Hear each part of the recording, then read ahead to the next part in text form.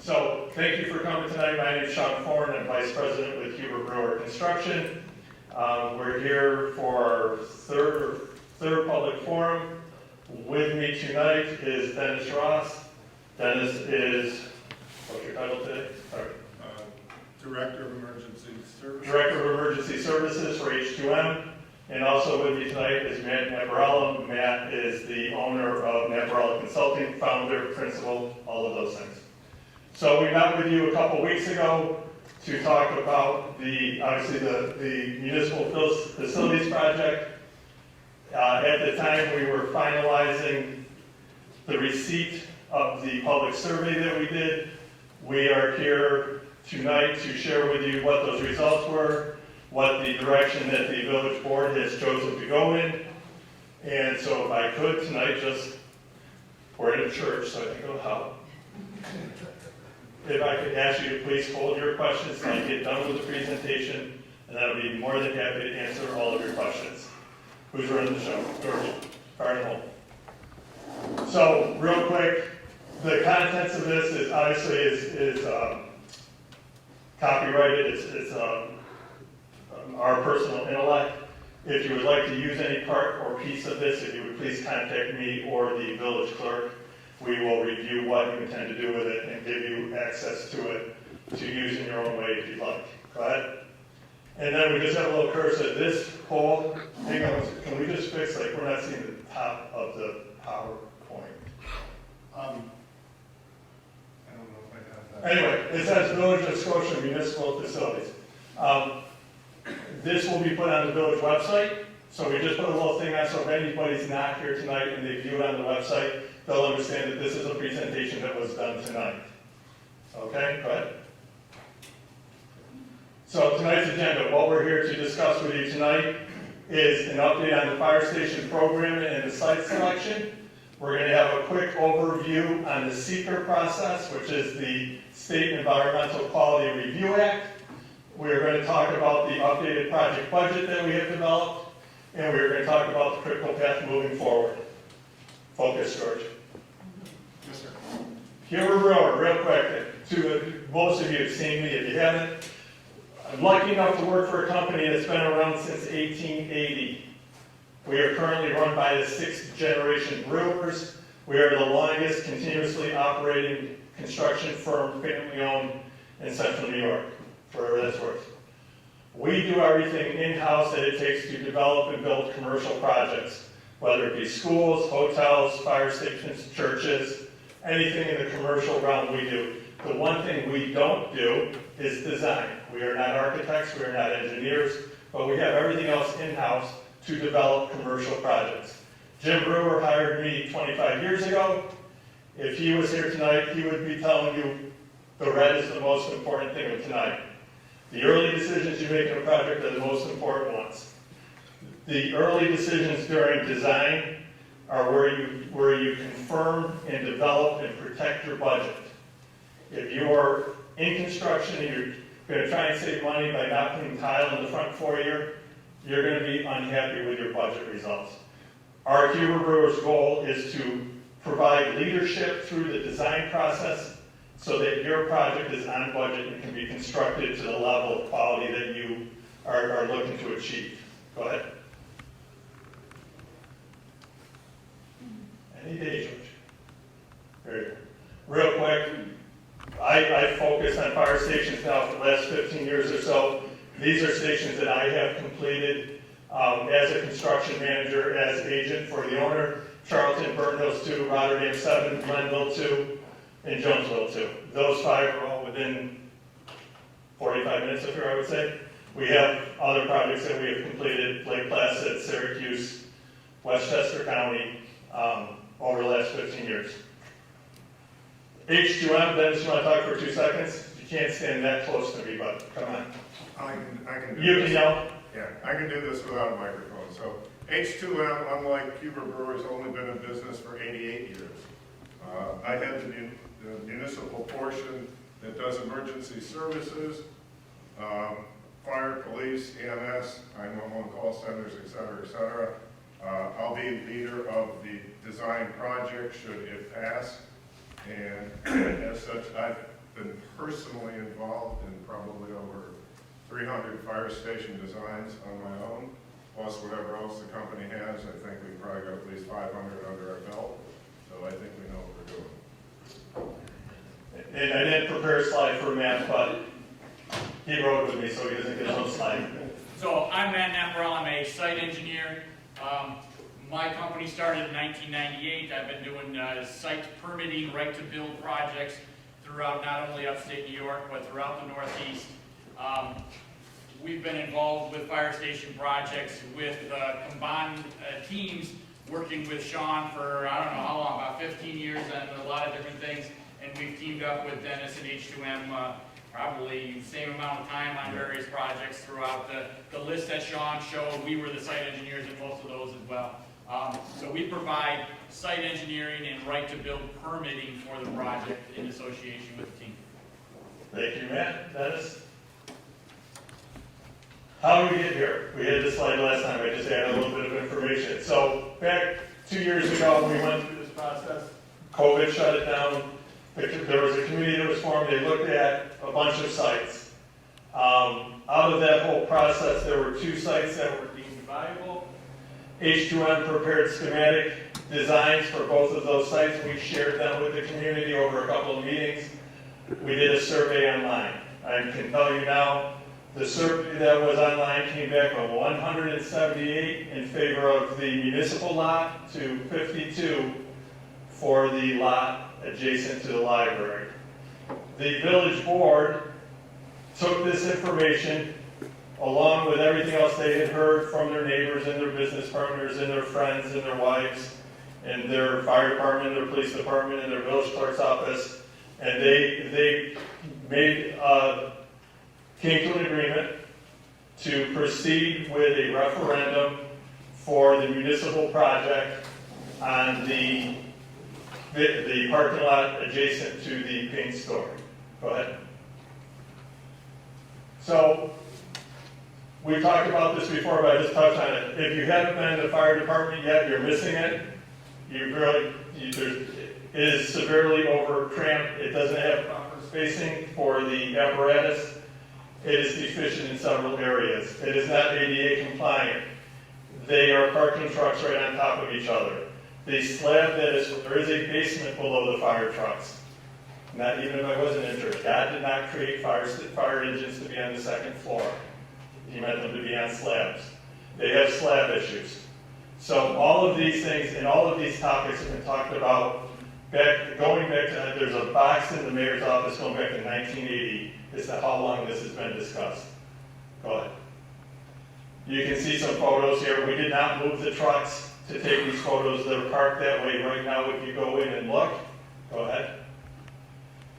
This is the area downstairs that is currently used occasionally, but you can see they have lack of storage, lack of proper PPE, personal protective equipment.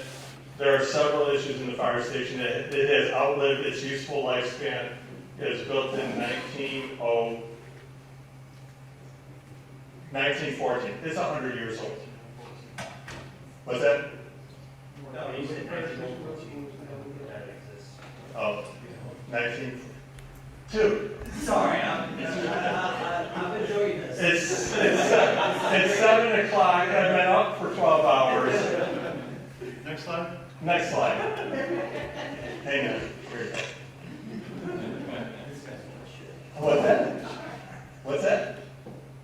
Keep going. Did you just say I was full of waste? Keep going.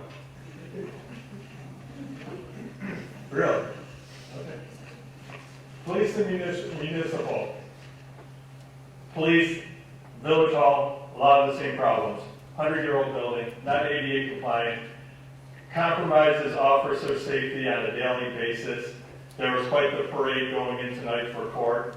If you imagine having to deal with those people when they're under the influence of drugs or alcohol, and they are trying to not make their way into the holding area.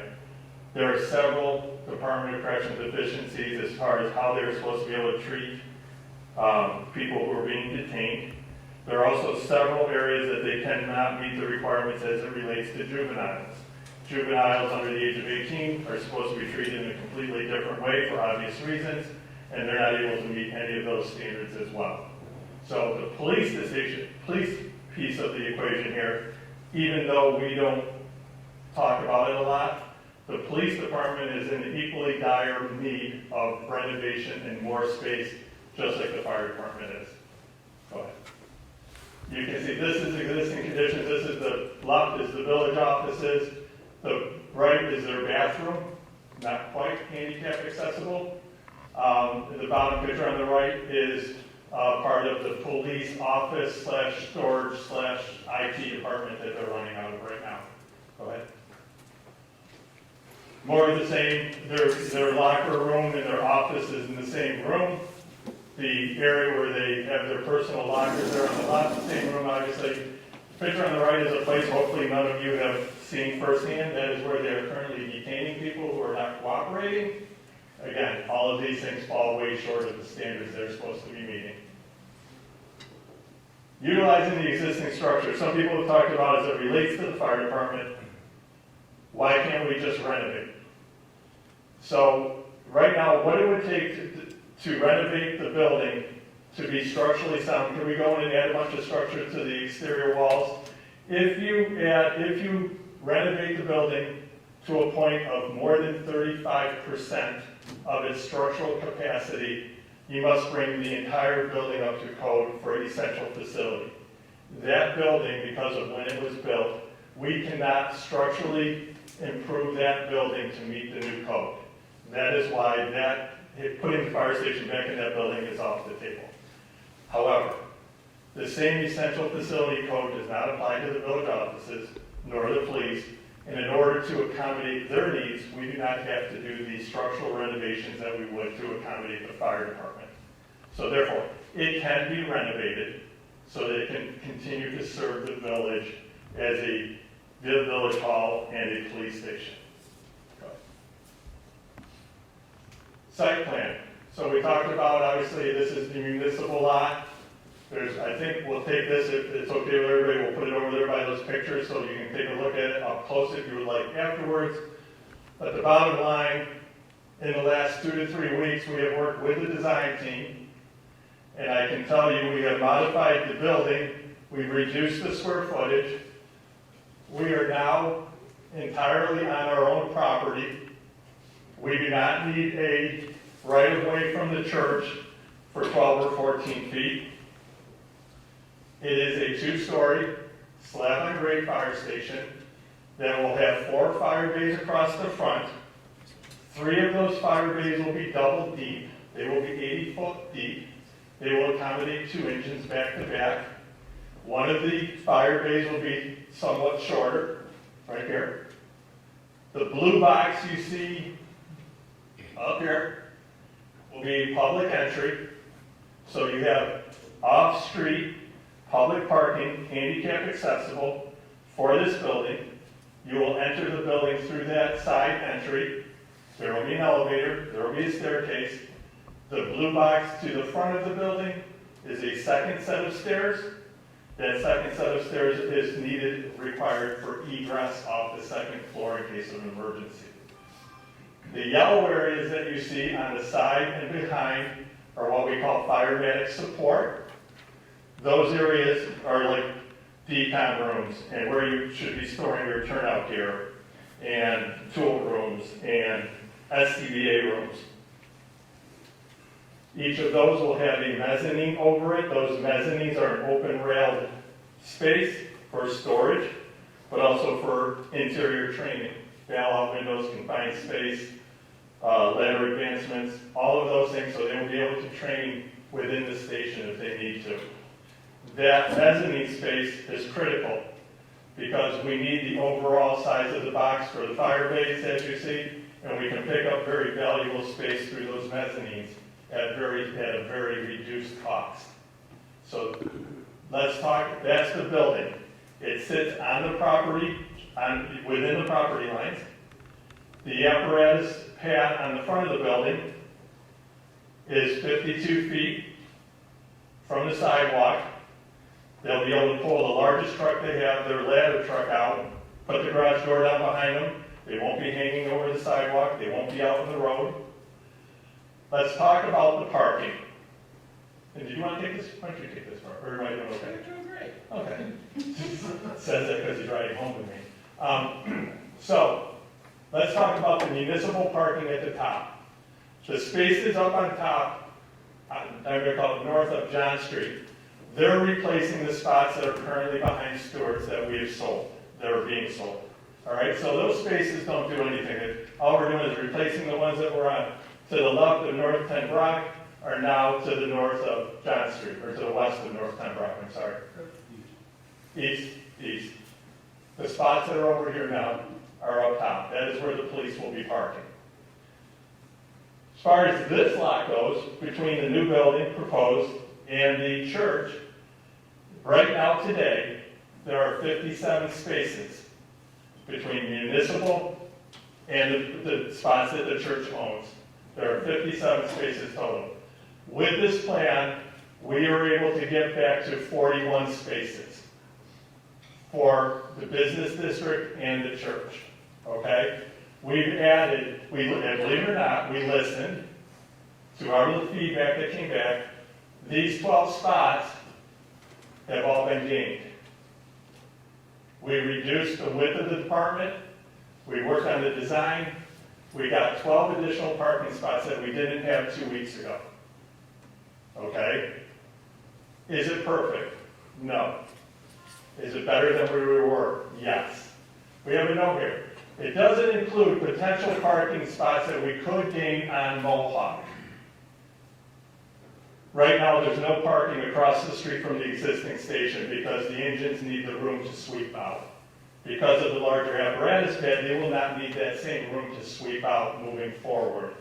Is it possible that we may gain a few spots on Mohawk? Is it possible we may gain a couple spots on John Street? It is. We're not to that level of design yet. So I'm not standing here in front of you telling you I know I can get it. But I think I can get a couple, when I say a couple spots, I'm talking like 3 maybe, 4. It's not 10. But I think we might be able to get a few more spots. So we're going from 57 today to 41, which is an increase of 12. And the other spots off of John are simply replacing the ones that are currently across from the Village Hall entrance. So that, in a nutshell, is the proposed site plan. Go ahead. That's you. Seeker is one of these acronyms that we use in this day and age. Acronyms are everywhere. It stands for State Environmental Quality Review Act. The Seeker process is a state law that mandates that any public action, before any public action is taken, that an environmental review occur. That particular law, there are lawyers that just specialize in seeker law. It's in depth. It has a lot of different levels, a lot of different paths to get to the same end. So without getting into a lot of the gory details, the first part of a seeker process is to define what your project is. And there is also criteria that establishes what level of review you will have, or what type of action it is. And again, it's kind of weird. There's a type 1 action, there's a type 2 action, and an unlisted action. A type 1 action is for very big projects, and there's certain thresholds for a type 1 action. This particular project does not meet those thresholds, so it is not a type 1 action. A type 2 action is a certain action that is an action that does not require any environmental review, and essentially it's exempt from an environmental seeker review process. This project is not a type 2 action. Every other project is determined to be an unlisted action. And frankly, a lot of projects fall in that weird named category of unlisted action. This project is an unlisted action. A seeker review before any public action is made has to occur. So now you get into the levels of that action, and you say, is it a type, so if we say it's unlisted action, you then can do a coordinated review or an uncoordinated review. So, and again, let's go back to what is the project. Right now, the project is for the Village of Scotia to proceed to referendum for approval to secure municipal funding. The project is not to design and build the station yet. The project is to go out to referendum to secure funding. It's an uncoordinated review process, so at that time, the village can act as the lead agent on the project and make action. Once the referendum passes, and again, that's up to the public, and we go to the next stage, then another seeker process will occur, because again, we did uncoordinated review, and during the site plan review process, then we bring in all of those environmental agencies to look at everything from traffic impacts to the community aspects, or they, certain projects have wetlands, or they have animal issues and such. We're not there yet. We're at a project that's defined as to seek municipal funding. So again, I just want to summarize that point and talk about seeker. The village will be going through the process legally, and our village attorneys will be coordinating that, because again, seeker law is its own law by itself. Done? Done. Done. Good job. Next. So, square footage. We told you 2 or 3 weeks ago that we were going to sit with the people that will be using the building and understand their program and try and make sure that we were separating wants and needs. And after that review and understanding for this project to be successful and be approved, it's going to hurt a little for everybody, especially my voice right now. Thank you. However, thank you, Church, for giving me this minute. The project that we presented 3 weeks ago was, call it 16,000 square feet. We reduced the fireman support space. I'll show you how in a minute. The administrative space is relatively the same. The circulation and restroom and mechanical space is the same, but we reduced the square footage from 16,000 square feet to 14,000 square feet. In doing that, this is how it affects the project. Go ahead. This is square footage by floor. So at this level of schematic design, one of the things we have to make sure is of this project that we are proposing, can we make sure that everything that should be on the first floor fits on the first floor? And you can see with this analysis, we're within 100 foot of being balanced right now. So at the schematic design level, we got 6,700 on the first floor, 6,900 on the second floor. We have some staircases. We've got some other things. We are comfortable sitting here today that we can have the program on the first floor, which includes the electrical service, the lobby, a triage room for walk-in patients, the apparatus space, EMS storage, the water service coming in the building, an individual restroom off of the fire base for the firefighters, turnout gear space, SCBA space, self-contained breathing apparatus, the mask they wear, the tanks on their back, fire medic decon, mechanical rooms, electrical rooms, radio rooms. All of that fire medic stuff will fit on the first floor. What's left? Upstairs, meeting rooms, the chief's office, the fund space, the locker room space, the training space, showers, housekeeping, pantries, storage, restrooms, IT rooms, kitchen, day room, all of the circulation that is associated with all of those program activities. We also have a mezzanine, right, which is this second story in the fire base space. We've also added what we are calling an unheated garage space. And we'll show you what that looks like. Again, the total is 14,000 square feet for the project. This is, you saw it on the site plan, this is the same drawing, just again, the red being the apparatus space, support space being the blue, being the pink, the entries being the blue.